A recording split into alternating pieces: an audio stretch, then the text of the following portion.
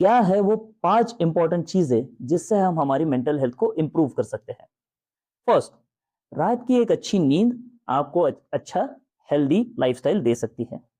Second thing, a balanced nutritious diet बहुत जरूरी है हमारे फिजिकल और मेंटल हेल्थ के लिए।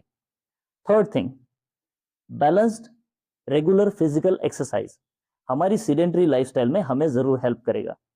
फोर्थ, कर्टेलिंग और रेगुलेटिंग योर स्क्रीन टाइम, चाहे टीवी, मोबाइल, लैपटॉप, कंप्यूटर्स, जितनी जरूरत उतना ही इस्तेमाल।